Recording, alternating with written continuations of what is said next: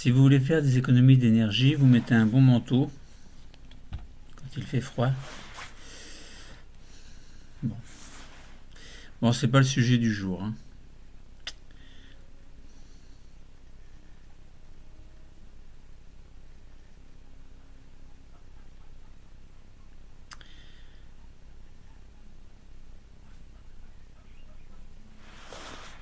Bon, dans d'autres cours, on a largement passé. Ça commence bien. Dans d'autres cours, on a largement parlé de stress, stress aigu, stress chronique. Vous allez tellement en avoir marre de ces cours de stress que finalement vous ne serez plus jamais stressé. Donc finalement, pas besoin de regarder les cours. Bon, mais vous, pauvre terminal, vous êtes bien obligé de connaître ces choses. Alors, on avait parlé de médicaments. Alors, bien sûr, on avait défini ce que c'est que le stress aigu, le stress chronique, le stress, les troubles de stress post-traumatique. Et puis, on avait envisagé de prendre des médicaments, une médication, donc de prendre des médicaments. Et notamment, on avait parlé des benzodiazépines.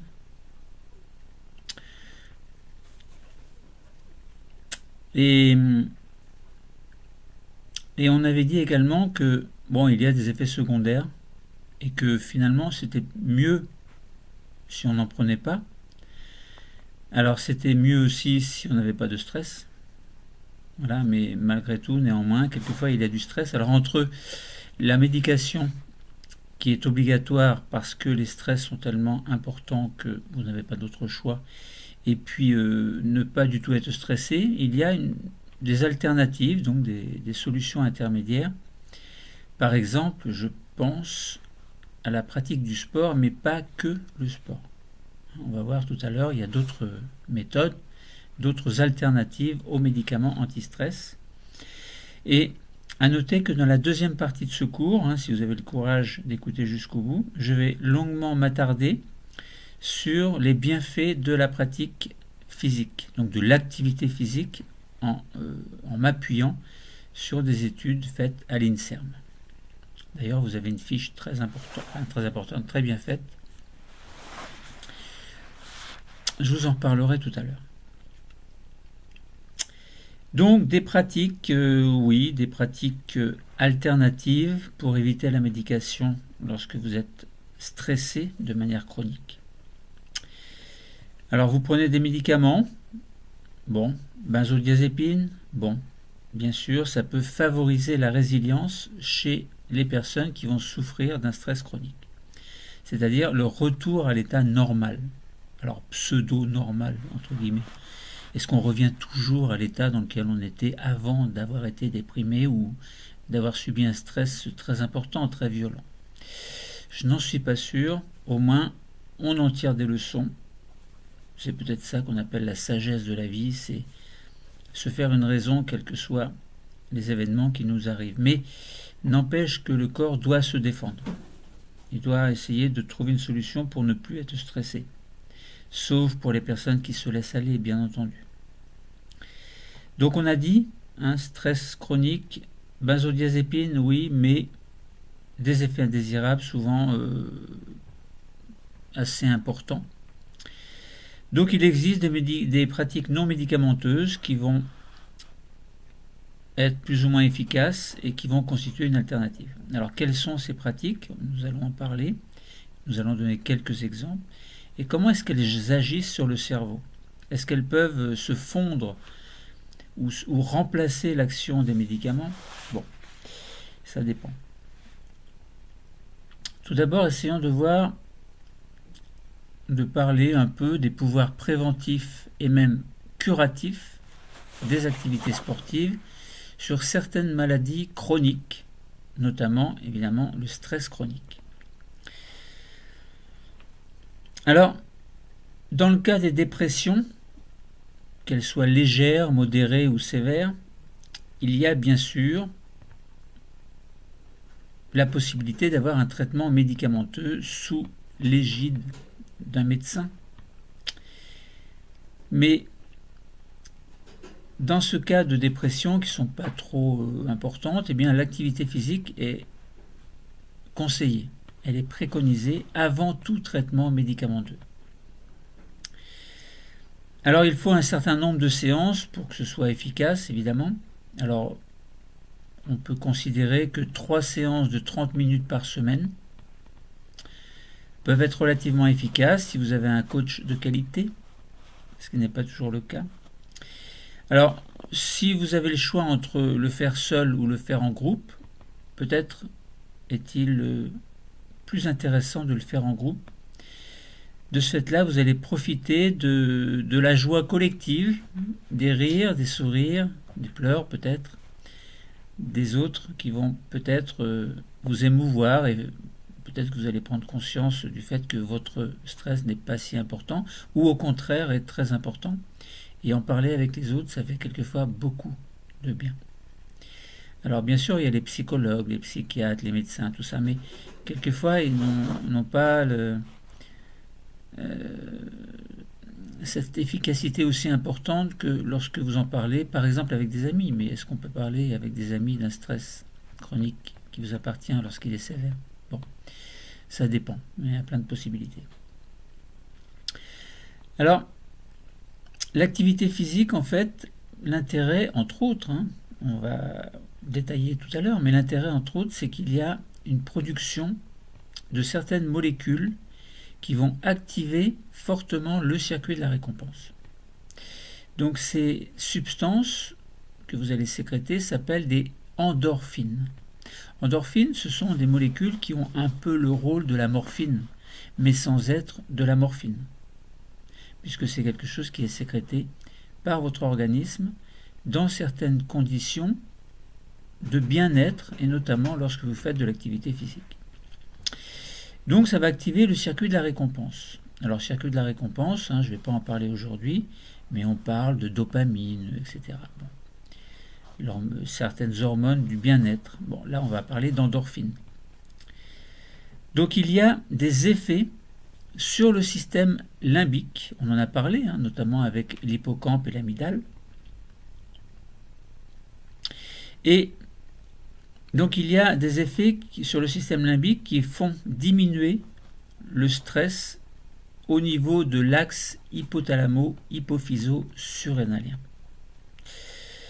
Puisque justement cet axe il est hyperactif lorsque vous êtes en situation de stress chronique, lorsque vous êtes en état de dépression. Activité physique donc très importante, on en reparlera tout à l'heure de manière détaillée. À côté de la pratique sportive, de l'activité physique, il n'y a pas besoin, entre parenthèses, de faire du sport de haut niveau. Faire selon ce que vous ressentez, selon votre bien-être. Faites du sport, allez vous promener, allez vous balader. Bon, évidemment, c'est peut-être pas facile. Vous pouvez habiter en ville, avoir un appartement.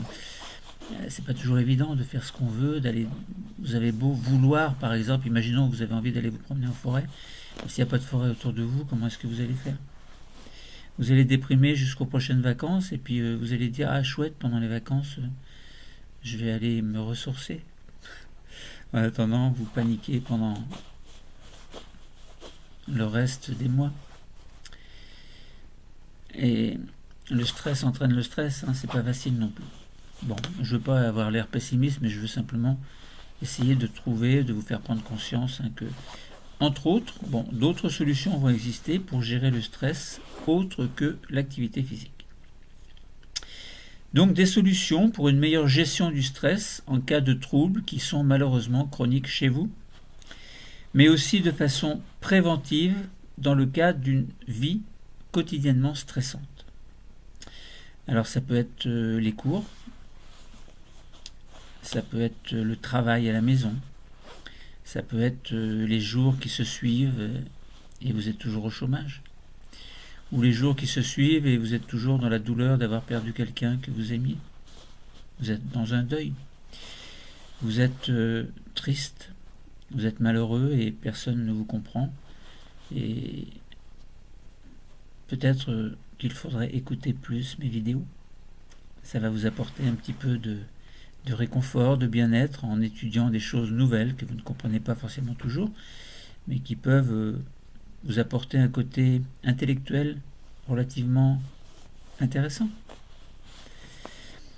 Alors il existe des troubles majeurs, et à travers ces troubles majeurs, eh bien, vous avez différentes thérapies, c'est-à-dire une façon de soigner ou de désintensifier le stress.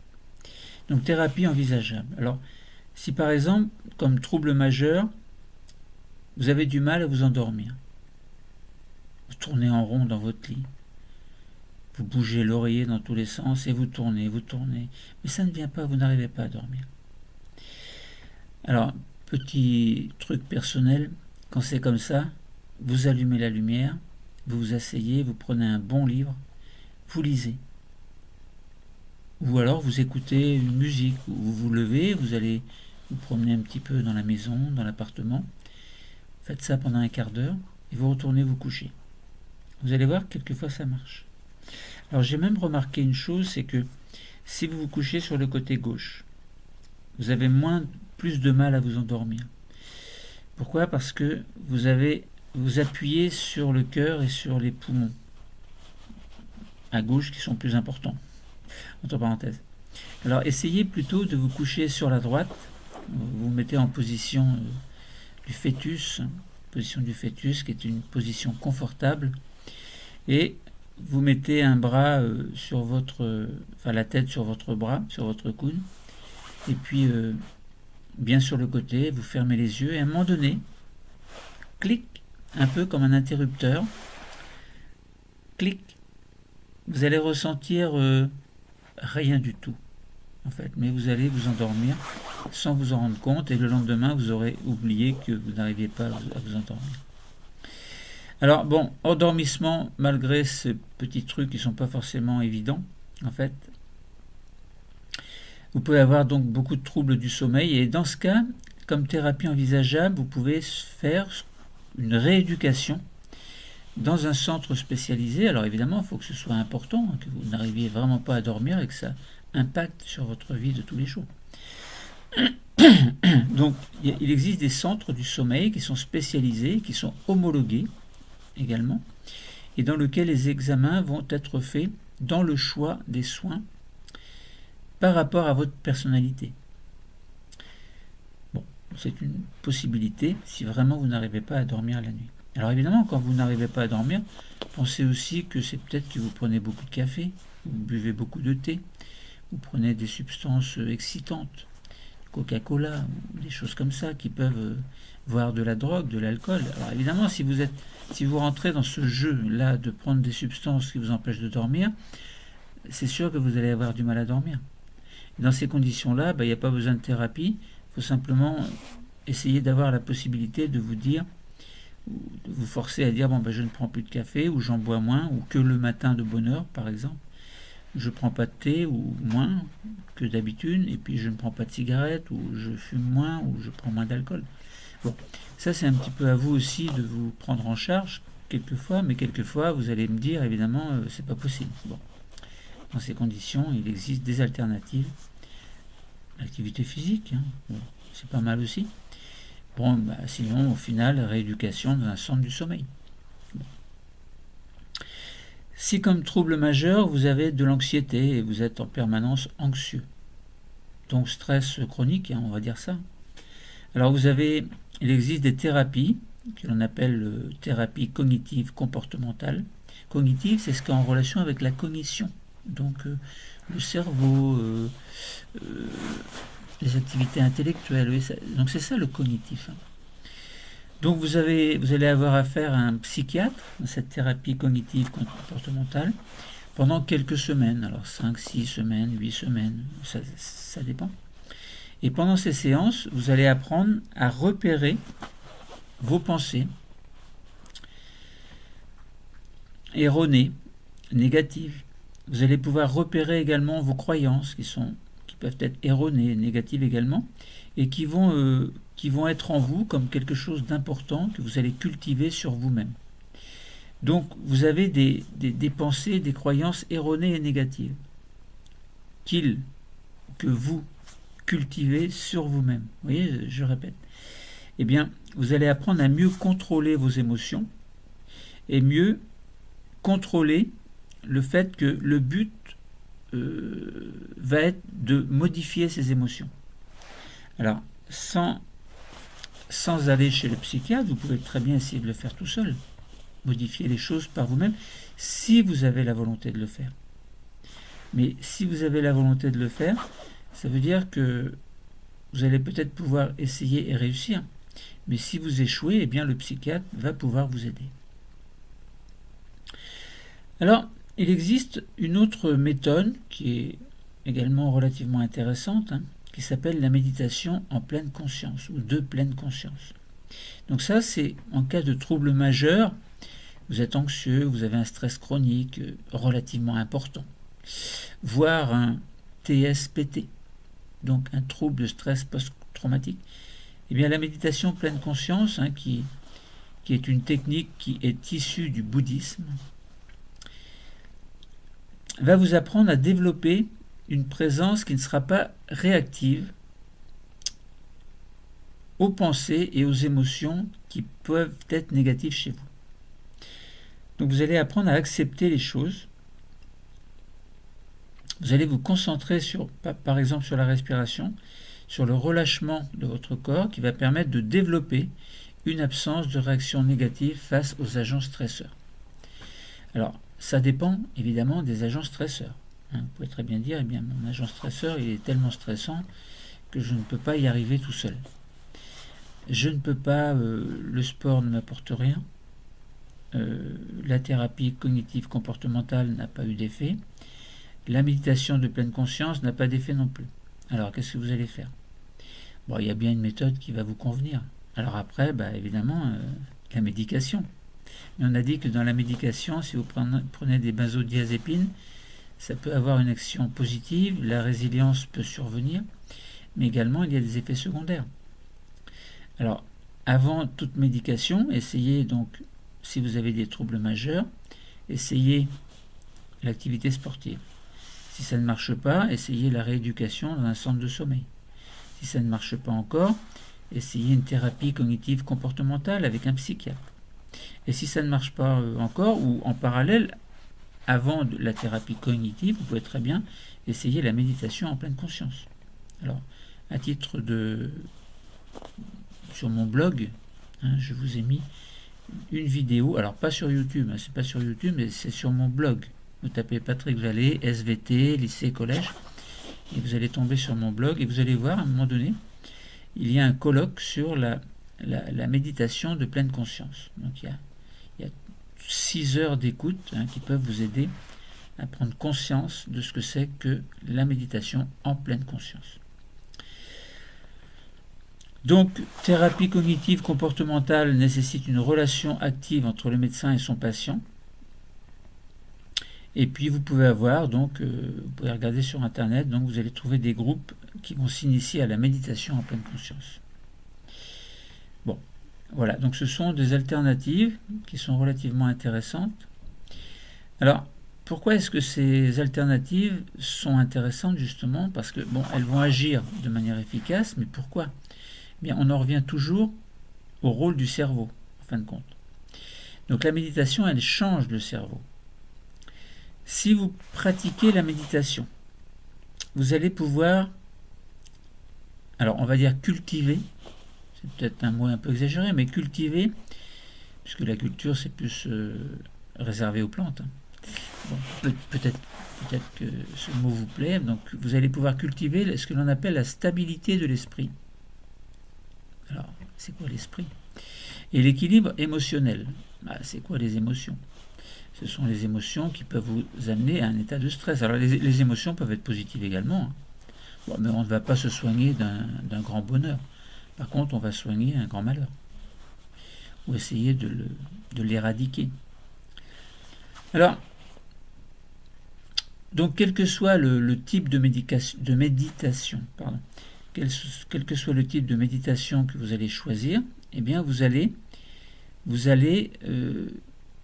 être moins sensible au stress, d'une part, et d'autre part, vous allez mieux contrôler vos émotions.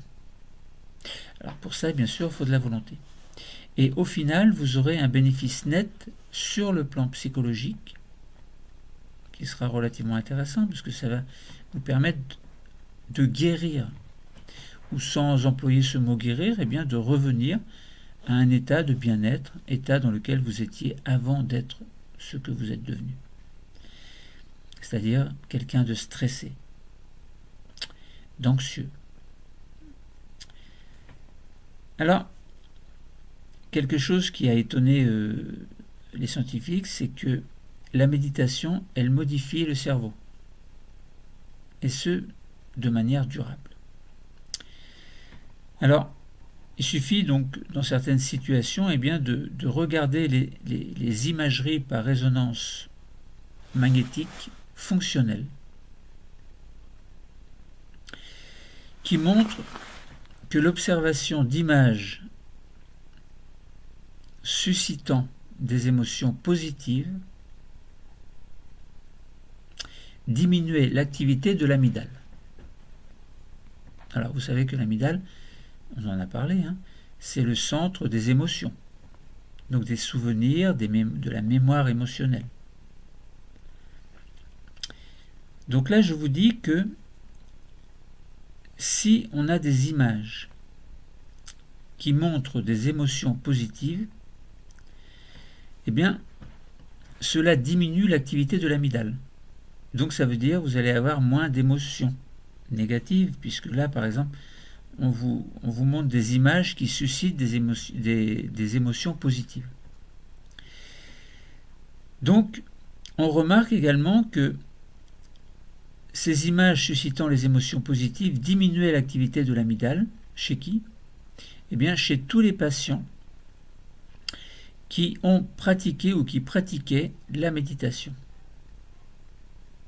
Et lorsqu'il n'y avait pas de méditation, eh bien, l'activité de l'amygdale ne diminuait pas, mais avait une activité relativement importante. Donc ça veut dire qu'il y avait le stress, il y avait du stress. Mais là, comme chez les personnes qui pratiquaient la méditation, eh bien, les images qui provoquent des émotions positives diminuaient l'activité de l'amygdale. Donc ça veut bien dire que la méditation changeait sur le long terme. L'expérience a été faite sur un long terme, et bien changer la structure du cerveau, et en l'occurrence là, la structure de l'amygdale. La structure de l'amygdale, donc son fonctionnement diminué. Donc cette réduction de l'activité était beaucoup plus forte chez les personnes qui avaient une méditation de manière très importante, donc chez les experts en quelque sorte. Et de plus, donc chez ces derniers, eh bien, il y avait une activité réduite de l'amygdale lors de l'observation d'images qui suscitaient cette fois-ci des émotions négatives. Donc positif, négatif, quelles que soient les images ou les états dans lesquels vous vous trouvez, vous en tant que personne stressée, eh bien, quelles que soient ces images, eh bien, chez les personnes qui pratiquaient la méditation, eh bien, l'amygdale fonctionnait moins. Donc ça veut dire que ces personnes gèrent davantage, mieux en tout cas, les situations de stress. Donc vous voyez, ça peut être intéressant de pratiquer la méditation de pleine conscience. D'autre part, les chercheurs se sont aperçus que l'épaisseur du cortex cérébral de l'insula et des aires de Brodmann ont été évaluées par IRM chez des sujets experts de la méditation, et chez des personnes qui ne la pratiquaient pas, eh bien on s'est aperçu que ces régions cérébrales qui étaient impliquées dans le traitement de l'attention et des sensations corporelles internes étaient le siège d'une plasticité du système nerveux mis en évidence par des expériences. En effet, si on regarde l'épaisseur du cortex dans 3 régions du cerveau, l'insula, l'aire de Brodmann, 9 et 10, eh bien, l'épaisseur du cortical en fonction de l'âge, eh bien, on s'aperçoit que chez les méditants, eh bien, l'épaisseur l'épaisseur corticale, donc du cortex cérébral, était plus importante dans l'insula et même dans les aires de Brodmann, 9 et 10, par rapport aux gens qui étaient des sujets de groupe témoins, donc qui ne participaient pas ou qui ne pratiquaient pas la méditation. Donc statistiquement, on s'aperçoit que les méditants avaient une épaisseur corticale relativement plus importante que les personnes qui ne pratiquaient pas la méditation. Donc là, on a bien mis en évidence le fait que, donc trouvez des documents sur Internet qui vous le prouvent également, mais on a bien mis en évidence le fait que l'activité de l'amygdale, d'une part, est modulée par la méditation, mieux gérée chez les pratiquants experts ou jeunes experts, et d'autre part que l'épaisseur du cortex de l'insula et des aires de Brodmann donc était plus importante. Bon, je répète en fait. Donc ça veut bien dire que la méditation, elle change le cerveau, et que si vous devez choisir entre la médication, l'activité sportive, la rééducation dans un centre de sommeil, la thérapie cognitive comportementale avec un psychiatre, ou la méditation en pleine conscience, eh bien, vous apercevez que vous n'êtes plus seul. Vous avez le choix, vous avez plusieurs choix. Évitez la médication si c'est possible.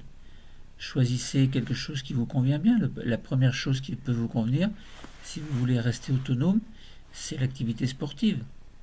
Voilà, il y a plusieurs façons de faire du sport.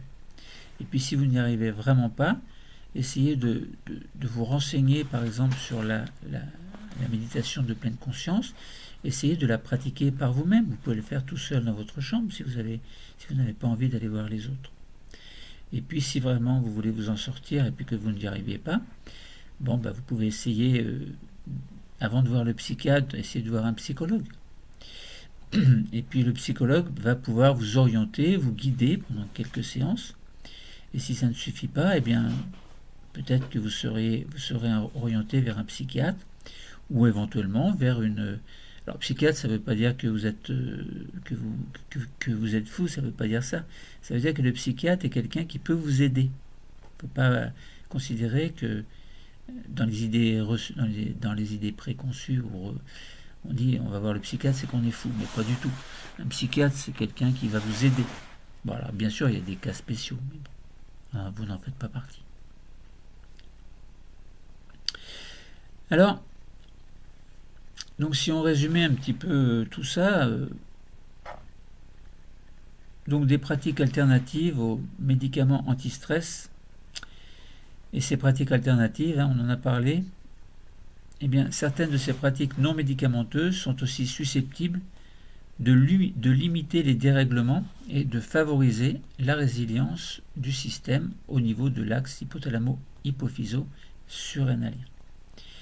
Alors, il y a la cortico-surrénale et la médulo-surrénale. Médulo, c'est plutôt adrénaline. Cortico, c'est plutôt cortisone. Et le rétrocontrôle négatif du cortisol sur lui-même incite à la résilience. Mais quelquefois, la résilience n'est pas possible. Donc, on bascule d'un stress aigu vers un stress chronique, voire plus. Donc, chaque individu est différent face aux agents stresseurs et le stress intégrant des dimensions multiples et liées évidemment.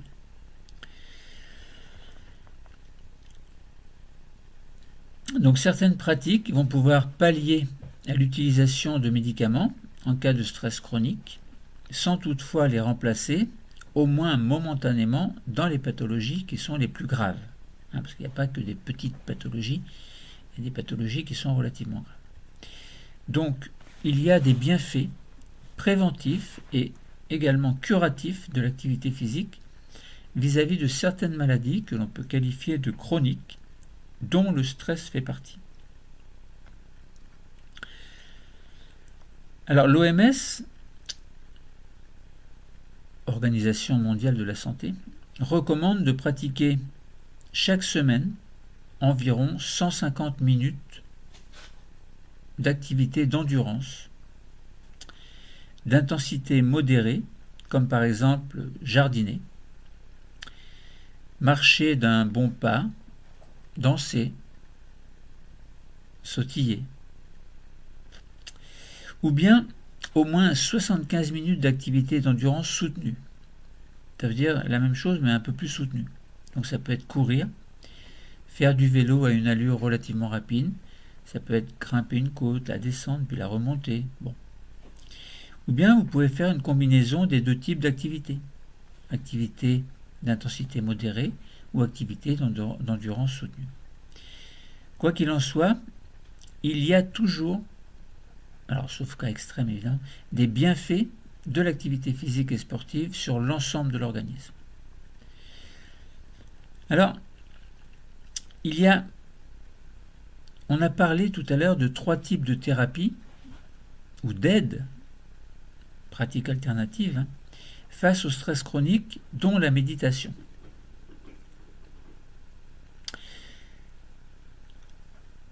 Parmi toutes les formes possibles de méditation, la plus connue et la plus médiatisée est celle que l'on appelle de pleine conscience. Donc méditation dite de pleine conscience.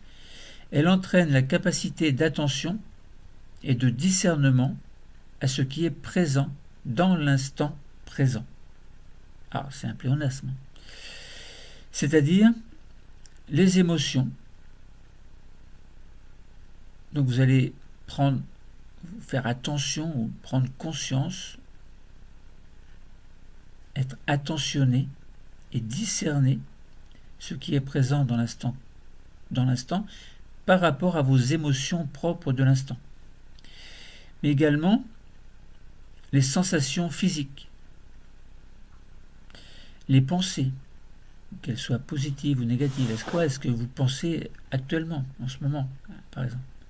Mais tout ça, eh bien, vous allez porter une attention et un discernement avec une attitude qui sera bienveillante et qui ne sera pas portée sur le jugement. Alors, il y a un apprentissage. Son apprentissage au travers des programmes basés sur la pleine conscience permet permet que vous puissiez intégrer dans votre vie de tous les jours une nouvelle façon de vivre en étant pleinement présent et conscient de ce qui vous arrive concernant le physique ou les sensations, les pensées, etc. Cette pratique permet de développer une présence à soi et des compétences dont les bénéfices vont être nombreux sur la santé physique, psychique, mais également sur les relations sociales. Donc si vous avez vraiment la volonté de vous en sortir, eh bien, ça veut dire que cette pratique va vous y aider et vous aider, je répète, à développer une présence à vous-même, des compétences également, dont les bénéfices vont être nombreux sur la santé physique, psychique et, je répète, sur les relations sociales. Donc des effets de la méditation sur le cerveau sont observés en imagerie par résonance magnétique fonctionnelle. Donc ça veut dire que c'est bien réel. Donc il y a une réorganisation de l'activité neuronale qui est constatée et vous avez des changements fonctionnels qui sont réels. Donc ça veut dire que la méditation a un effet très bénéfique.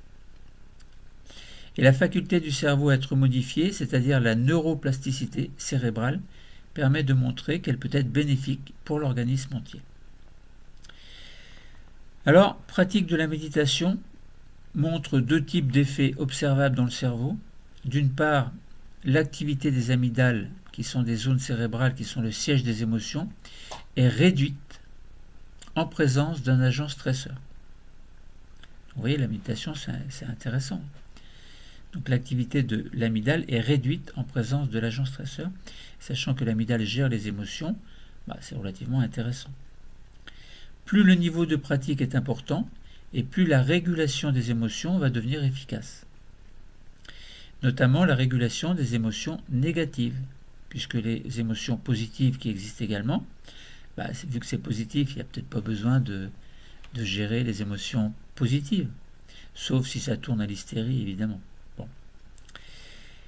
Donc, d'autre part, on a remarqué que l'épaisseur du cortex préfrontal, au niveau des aires de Brodmann 9 et 10, et de l'insula est plus grande en moyenne de quelques dixièmes de millimètre chez les méditants que chez les personnes d'un groupe témoin, par exemple, qui ne pratiquaient pas la méditation. Alors, maintenant, je voudrais parler un petit peu plus en détail de l'activité physique, donc des bienfaits de l'activité physique. Donc on va intituler cette deuxième partie, stress et activité physique. Alors l'INSERM a publié un article grand angle intéressant qui était intitulé Activité physique, pourquoi bouger? On précise d'abord que l'on entend par activité physique tout mouvement produit par les muscles squelettiques, c'est-à-dire les muscles qui permettent les mouvements volontaires du corps, donc mouvements responsables d'une augmentation de la dépense énergétique, puisque les muscles, pour fonctionner, ont besoin d'énergie. Dans une société sédentaire, c'est-à-dire dans laquelle les personnes ne bougent pas tellement, eh bien, dans une société sédentaire, la pratique régulière de l'activité physique à tout âge a démontré son efficacité sur l'ensemble des fonctions de l'organisme. Commençons par quelques remarques importantes concernant l'activité physique des enfants. Pour les enfants, une activité physique adaptée est indispensable. Adaptée. On ne fait pas n'importe quoi au niveau du sport avec les enfants. En effet, comme le dit Sébastien Rattel, un enfant n'est pas un adulte en miniature. Son corps est soumis à la croissance et à la maturation. Il faut donc en tenir compte dans les activités physiques. À la puberté, quand l'adolescent prend beaucoup de centimètres en peu de temps, il faut éviter les activités physiques qui impactent trop les structures osseuses et articulaires. Le système musculo-tendineux se met en tension. Or,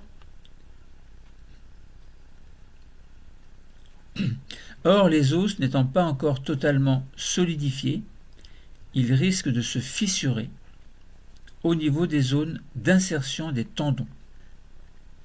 Alors un tendon, c'est ce qui fixe un muscle sur un os. À ne pas confondre avec les ligaments qui, eux, relient des os entre eux. Donc les os, on a dit, ne sont pas totalement solidifiés.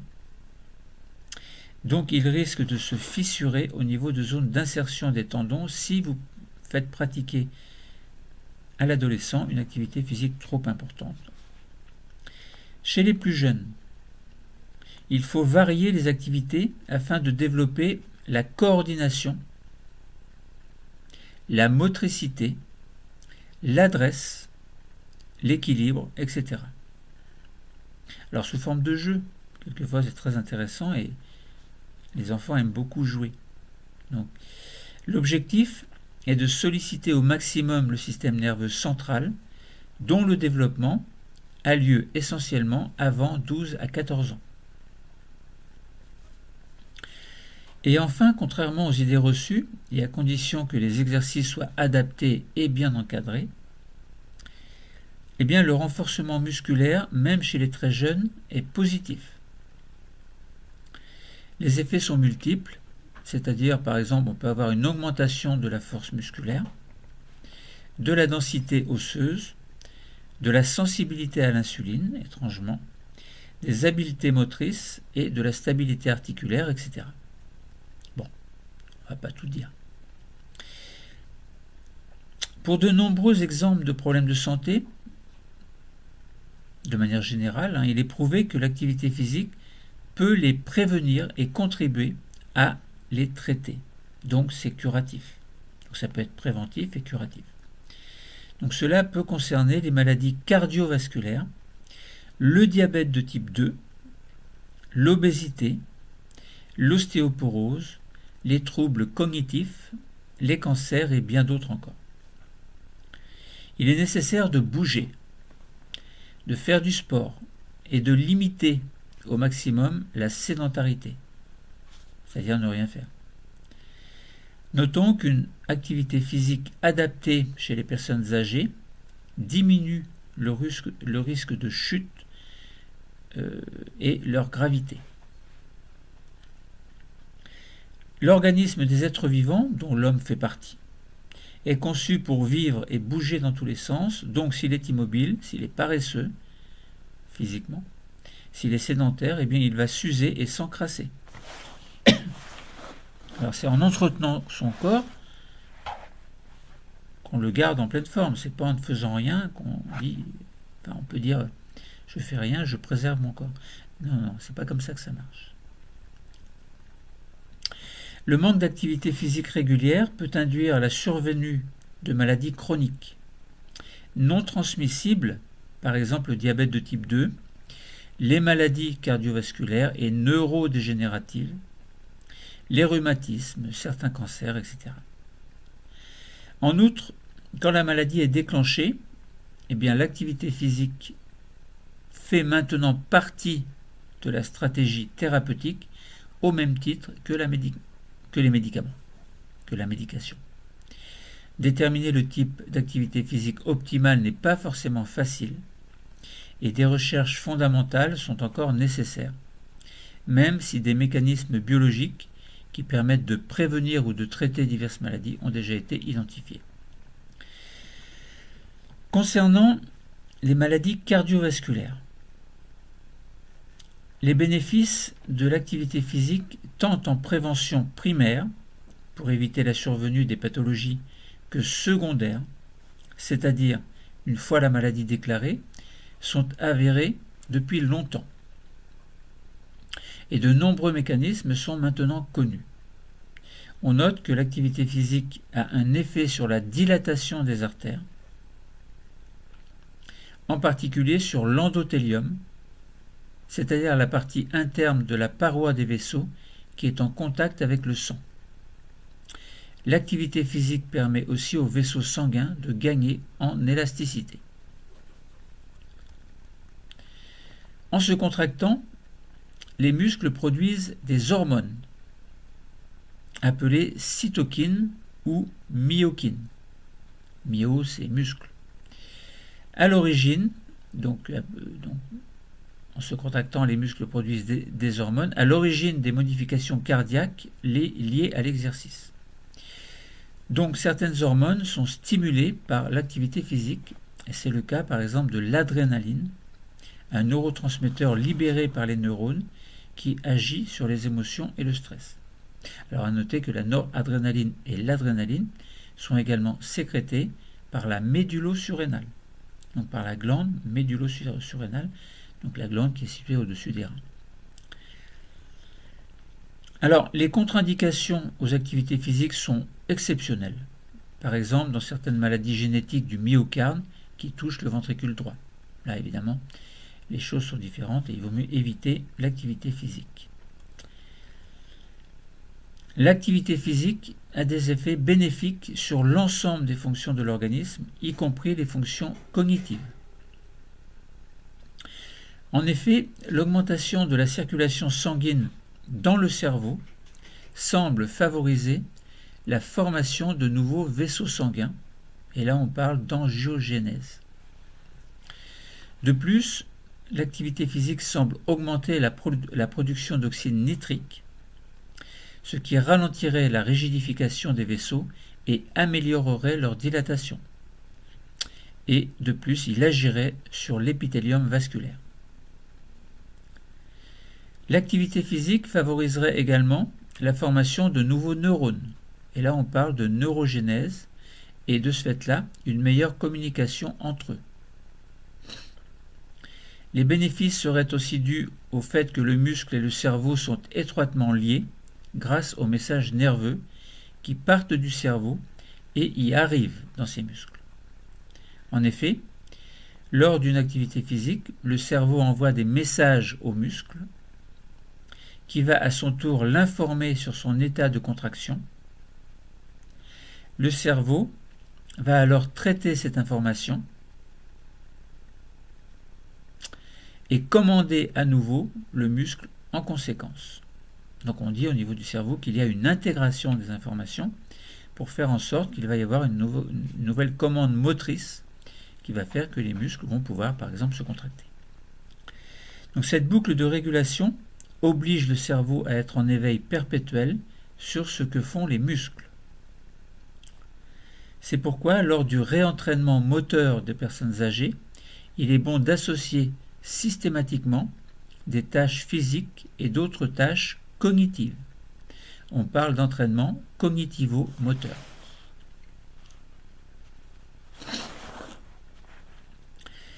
Dans les atteintes ostéo-articulaires, en particulier les rhumatismes inflammatoires et l'arthrose, qui sont les plus fréquents, l'exercice va améliorer avant tout la qualité de vie en diminuant, par exemple, la douleur.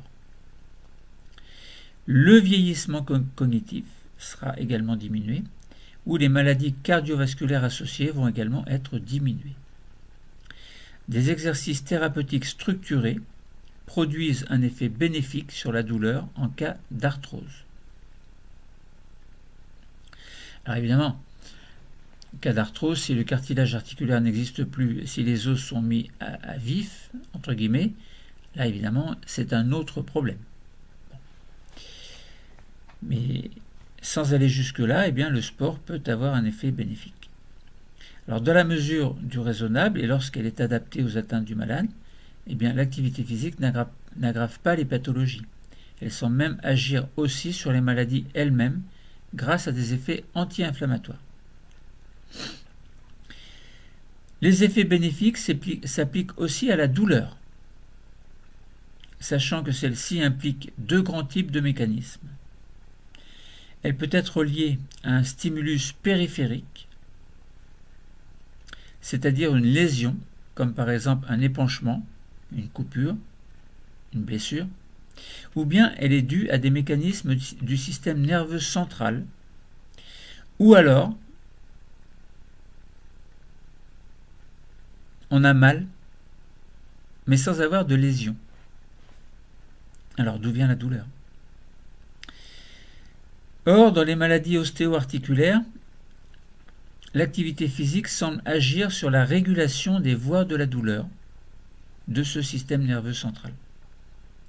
Peut-être grâce à des effets directs sur les cellules microgliales, qui sont des cellules immunitaires du système nerveux central, qui moduleraient l'activité des neurones. Les neurones de la douleur. On parle de neurones nociceptifs.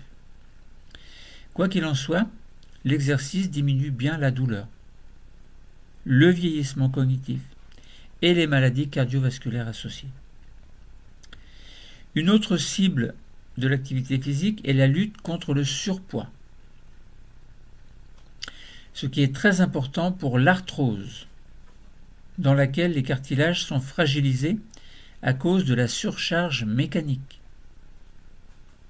mais aussi à cause d'effets métaboliques liés à un excès adipeux. À noter que la lipolyse, c'est-à-dire la destruction des lipides, donc la lipolyse est maximale pour les exercices de faible intensité. Oui, faible intensité, mais pratiquée longuement. Vous pouvez aller au-delà de 45 minutes, sinon ça ne marche pas.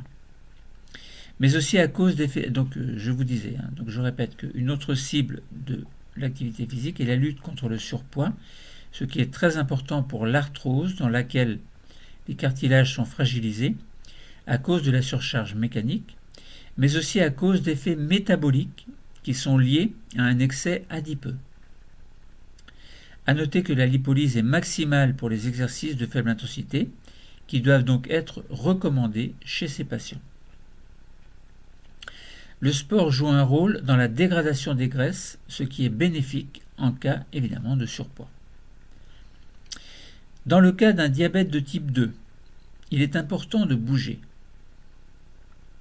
L'activité physique fait partie intégrante du traitement de ce diabète, en complément des mesures diététiques et des traitements pharmacologiques, évidemment. Nous avons vu que l'activité physique favorise la formation de nouveaux vaisseaux sanguins et cette vascularisation va permettre une meilleure répartition de l'insuline et du glucose au niveau des muscles, ce qui implique une amélioration de leur métabolisation. L'organisme des êtres vivants, dont l'homme fait partie, est conçu pour vivre et bouger dans tous les sens. Donc, s'il est immobile, s'il est paresseux, s'il est sédentaire, il va s'user, et un mot que je n'aime pas tellement, mais que je dis quand même, il va s'encrasser. Alors quand je dis il, c'est aussi bien les femmes, les enfants que n'importe qui. Bon. Et oui, la vie n'est pas facile. Alors, voilà, on avait dit donc des pratiques alternatives. C'est-à-dire qui peuvent être remplacées peut-être par la médication. Enfin, vous prenez des médicaments, par exemple les benzodiazépines. Bon, il y a des effets bénéfiques également, mais les pratiques alternatives ont également des effets bénéfiques que vous pouvez choisir avant de prendre des médicaments et avant d'aller voir le médecin. Alors il y a les cas graves, il y a les cas moins graves. Si vous faites partie des cas moins graves, peut-être que vous pourriez essayer de vous prendre en charge. Prendre en charge comment? Eh bien, la méditation, pleine conscience. Vous avez la thérapie cognitive comportementale avec un psychiatre, mais vous pouvez, avant de voir le psychiatre, voir un psychologue. Vous pouvez avoir une rééducation dans un centre de sommeil également. Mais vous pouvez faire de l'activité physique. Vous pouvez méditer sur vous-même. Et puis si tout cela, ça ne marche pas, voir avec votre médecin traitant qu'il mette en place éventuellement une thérapie médicamenteuse associée éventuellement avec des pratiques alternatives. Bon, il y a tellement de cas possibles. Bon. Alors on a parlé de quelques-unes de ces thérapies ou pratiques alternatives. Il y en a bien d'autres évidemment que je ne citerai pas dans ce cours, mais qui existent également. Voilà, nous avons fait le tour du sujet concernant les cours sur le stress aigu, stress chronique, troubles de stress post-traumatique, la médication avec les benzodiazépines ou autres, les pratiques alternatives. On a fait un peu le tour du sujet. Eh bien, le cours est terminé. Merci.